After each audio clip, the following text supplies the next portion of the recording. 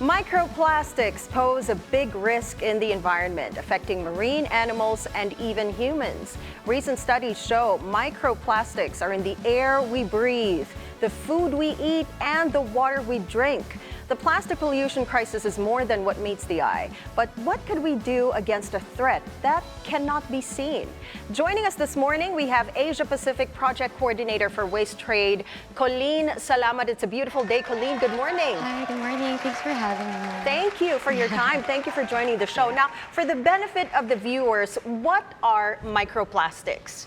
So microplastics, it depends actually. Pwedeng through a product itself, for example, through microbeads, kasi yung mga facial scrubs, or even powder detergent, they have those microbeads, which are actually microplastics. The second one is through natural degradation of plastics. Okay. So as time goes on, lumiliit siya and then turns into microplastics. That even the naked eye, sometimes those kinds of microplastics cannot be seen by the naked eye. So, Alright, so I want to panic ng slight muna. Sa face care products, may Yes, microplastics. yes, makeup. So be Yeah. careful, yeah. For every makeup? No, Or not just... not all naman. It actually depends on the product that you use, Okay. or also the brand that you use. So you really have to check. Is it normally stated, but like in the makeup, like, or what can we look? Obviously, We can't move on from the makeup yet. no, I'm not. Because this is something that we use every Yeah. day. Yeah, I mean, Yeah. especially for like concerns our women us. viewers, Yeah. how can we discern if our makeup has microplastics? That's just I'm not sure if makeup has, but really more of the facial scrubs. Yeah. Yeah, the Scrubber you beads. use. Beads, yeah, So you can how- feel it. Yeah, okay, How Those exactly are microplastics harmful, especially to us humans? Yeah. Well, we still need more studies on the direct linkage for microplastics, but there's an initial one that found that it serves like as a carrier of diseases, of viruses. So parang nagiging vessel siya or to spread more diseases. So yeah, and generally kasi yung plastic, we don't know the thousands of chemicals na present there. Right. But we know na most of it has heavy metals, ganyan, lead. Yeah. And, One of the things that we have to discuss is the fact that it's actually present Yes. in the food we eat, the water we Yeah. drink. There are very many studies, statements on social media, especially talking about how microplastics are actually present in our everyday life, Yes. especially in the things that we consume. What are the places or what are the things that people don't realize that actually contribute to microplastics in our body based on what we eat? Yeah, well, actually, for seafood, for example, lalo yung mga bottom dwellers ng kind of seafood, like mga shell, crabs, ganyan. Yun yung may mga microplastics din. Also, even bangus, there are studies na found love na may bangus. bangus. So, yun nga yun, unconsciously, nakakain na pala talaga natin siya. Even air, in Metro Manila, may studies na it's in the air that we breathe in Manila. So, Rabe, it seems Yeah. like it's unavoidable. At this Yeah. point, Yeah. unless sa probinsya tayo or sa probinsya meron mo din. well, kulang pa talaga on study Yeah. for that. Studies, Yeah. yeah. But Yes, sa seafood sa probinsya, they found na rin ng mga traces And of that. yeah, you mentioned it might be in our waters as well. Is there a way we can treat our water to minimize the microplastics in it, or there's no studies about that as well?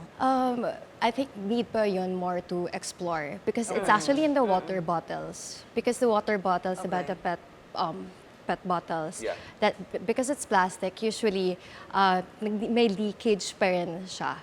So that's why it was found na it's in the water because of these kinds of material. It's the material itself kasi that's Yeah. very Okay. problematic. So should we use like the mga aluminum bottles instead? Yeah, or- bring your own tumbler. Yeah, yung mga tumbler. Glass and all. Yeah. And I So uso yung tumbler ngayon. Yes. People are more into Yeah. it now, especially with the cute tumblers that Yeah. people have. Ang mamahal lang, pero yes, And tama I ka. read somewhere na yung expiry date sa water bottle is not really for the water because it doesn't It's for the expire. It's for plastic. the For the plastic. plastic. Exactly. Yeah. Yeah. Kaya may mga advisory na parang you can't leave it in the car Yeah. because Right. plastics can't be heated. Yeah, Plus it's yung gonna melt. microwavable plastics also, they do not recommend that. Parang ganon. I remember when we were in when my own personal story with that, when we were in China for the Asian Games, each medium member was given their own condo. and then the water that they gave you was literally 4 crates of bottled water in your room. So that just goes to show you how much bottled water they're okay giving a certain individual. And on that, you're actually part of a group that actually is trying to help monitor and trying to help address the plastic problem around the world, especially mga single-use plastics. Can you tell us a bit more about unang-una yung organization mo and what you're trying to do and what the world is trying to do to address this problem?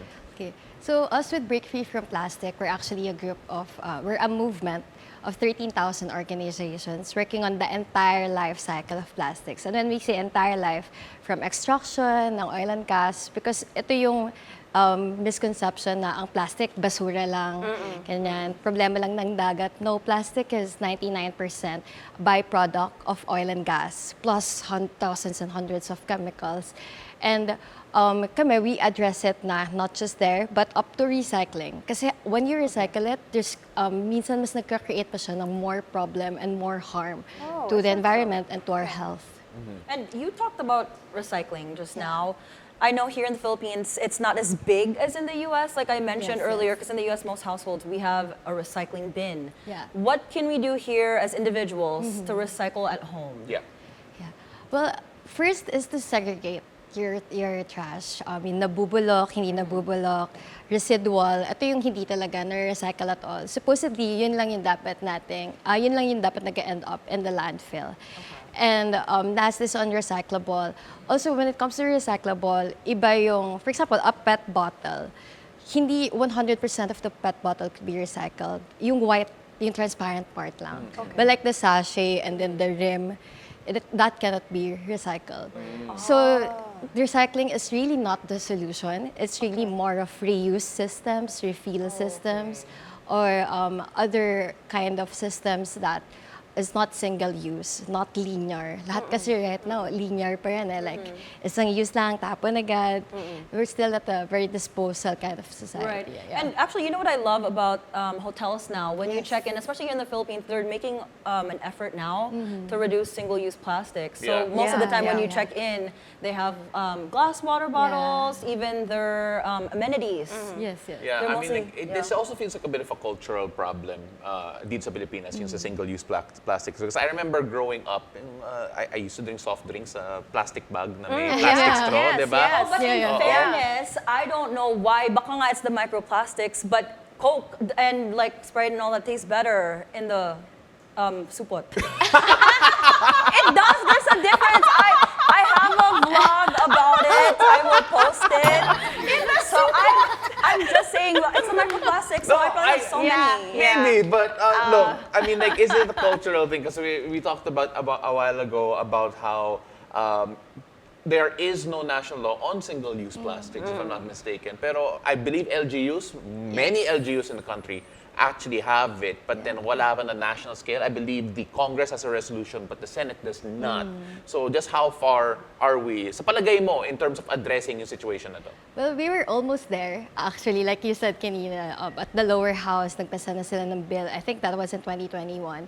And then walang move at the Senate. Ang nagkaroon ng move, ang pumasang batas at that time is Extended Producer Responsibility Act for plastic packaging. So the EPR Act obliges large enterprises to create their EPR programs. So mas yun lang. And yung actually yun nga, yung, like you said, LGUs mas nauna on addressing the problem of plastic. Sila talaga yung nag-ban na and all. Pero actually, meron sa 9003 na specific provision na dapat banned na yung non-environmentally acceptable products and packaging. And by definition, yun yung mga hindi na-recycle and all. So supposedly, nagpo-fall under doon yung mga single-use plastics. But up until now, actually may kaso yun at Supreme Court level. One of our members, Oceana Philippines, filed a mandamus case for the lack of, for not releasing the NAIAP list. So yeah. That's interesting because I bring up the LGU because I did work for the QC LGU recently, and I brought And I brought a water bottle and said, "Sir, bawal yan." I'm like, "Oh no." I completely forgot about the bottled water situation there sa QC. So it's good to see at least sa local level may movements. But then for business owners, but then for business owners right now, kasi syempre some people want to shift to non-plastic solutions, but then at the end of the day, yung conception kasi masyadong mahal to move on from plastic to something more sustainable. Yeah. Well, yun din, actually, yun din yung challenge for us. Like, of course, hindi naman basta-basta yung gusto natin ng kind of like reuse and refill and alternative delivery systems na hindi talaga disposal ay mas mapatubag. Pero yung thing is, yung small businesses, yung micro, small, medium enterprises, we've seen business models now, for example, reuse and refill stations as an alternative to like groceries and all.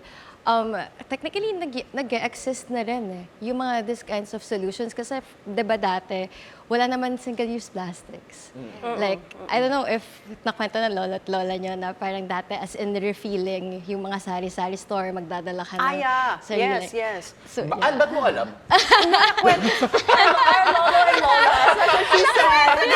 Ito yun ang mga tita ko. Nire-refill nila yung mga, let's say, refillable yung milk, refillable yung shampoo, yung mga ganyan. Yes. Grabe to si Pa. No, Sorry, but you were I saying. remember. Okay, go. So yeah, we just really have to go back to basics, to what it was Yes. before, na kaya naman. So it's really, yun nga rin yung parang misconception na we're a sachet economy, it's in our culture. No, our culture before was like that. Yeah.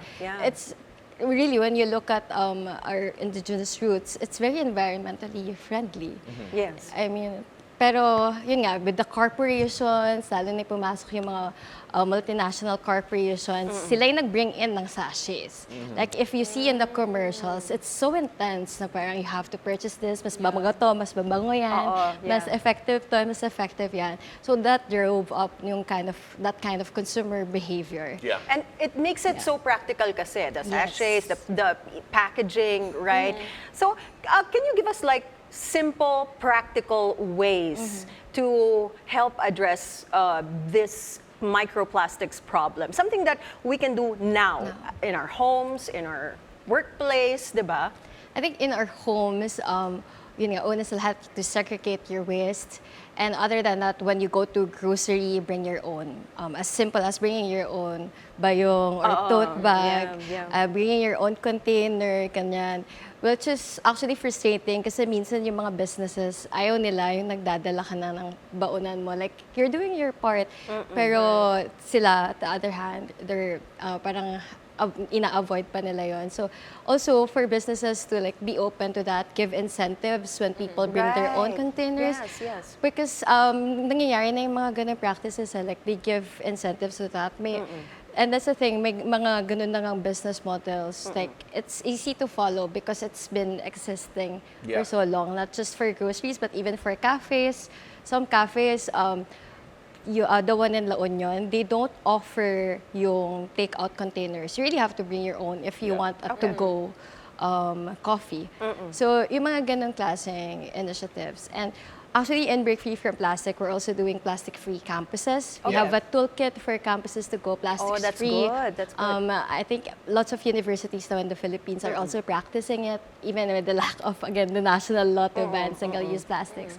There are schools, church, a lot actually of institutions are going single-use plastic-free na. You know, I'm also seeing mga young parents who are very, how do I say this, intense about what their children eat. And do you think that is something that has not been addressed enough, siguro? Like how this affects younger children who don't necessarily have the choices that we have as older people with actual jobs and actually working. Sorry, the food they eat. Yes, yung mga for parents addressing their younger, providing for their younger children. Oh, yun din that's also the challenge kasi if it's not accessible, of course, lumiliit yung mga options natin. Yeah. That's why us with our members, civil society organizations, really working with government to make it more accessible to make these kinds of options na really bumababa sa public. Because, for example, one of our members here in the Philippines, the Greenpeace Philippines, they're doing the Kuha sa Tingi program. So, yung mga liquid detergent, ganyan, binababa nila sa sari-sari stores. So, they're trying to convert sari-sari stores to refilling stores. Ah, that's good. Yeah. And sorry, for those wondering siguro how they can actually change siguro from a business perspective, Yes. or at least want to maybe invest in this opportunity, because it feels like may gap ata for those who can provide alternatives to plastic use. Yeah. Is there a market opportunity for those more business-minded people out there to try and fill that gap? Yes, there's a business opportunity because technically the law provides incentives, EPR Act, I believe, and also RA 9003 or Solid Waste Management Act. The government should have had guidelines already by this time to provide these kinds of incentives for businesses. And at the same time, at the global level, meron din ginagawang global plastics treaty right now. Yeah. So through that, it's not just a national level, but at the global scale, merong opportunity for that. So I'm actually curious, like here in the Philippines, we have a lot of coconuts, we have a lot of bamboo. Is there any way the Philippine government, or I mean just the Philippines in general, can we leverage that? Because I know Natural resources. Exactly, Yes, because yes. we have a Natural lot. alternatives. Like, you know, when you go to Siargao or Boracay, you see that there's more bamboos, more coconuts. Is there a way we can use our resources to help with this issue? Yeah, I think the USD is exploring that. So the government has been exploring these kinds of parang nature-based solutions and kind of packaging. And technically, hindi to bago eh. Kasi when you go to Palengke, for example, yung iba will still pack their products in banana leaf. Yes. So Yes. these kinds of solutions, it's not new to us. You just really have to upscale it, to leverage it. Right. You know, Coleen, before we let you go, I just remembered this article that I read. Scientists have actually found traces of microplastics in human brains, and not just the brain, no, other organs as well, liver, kidneys, and this is very alarming. What are your thoughts on this? And my follow-up question there is, how can we avoid, or maybe not completely avoid, but lower our chances of ingesting microplastics? Kasi as we talked about kanina, it's in our food, it's in the water that we drink. Everything, clothes as Yeah. well. How right? can Yeah. we And our avoid facial this? products. I'm so So Yeah, sorry. yeah. Yeah, well, yun nga, actually, because microplastic was found in the blood, that's why it goes to like every Yeah. organ Yeah, in our yeah. body. If you want to do more, like really more, it's really to join the conversation right now on global plastic treaty. Okay. Because these kinds of, it's technically unavoidable at this time with the Yeah. amount of plastics that's in the It's scary, environment. no? It's almost inevitable to really To avoid have some it. in your system. Yeah. Yeah. Yes. 100%. And of course, the UN Environmental Program is having their 5th session towards the end of the year. You were there for the 4th session, and I don't know, are you going to be there for the 5th? No, I wasn't at the first session, but I'm going to be at the 5th You're going to be at the 5th Yes. session. So enjoy that moment, and Thank hopefully you. we can have you back for more Yes, updates on that sure, later definitely. on. Yeah. Oo. Thank you for coming on our Yeah, show. thank you so I much. learned a lot, and now at least I'm more aware, and I hope the viewers are more aware as well.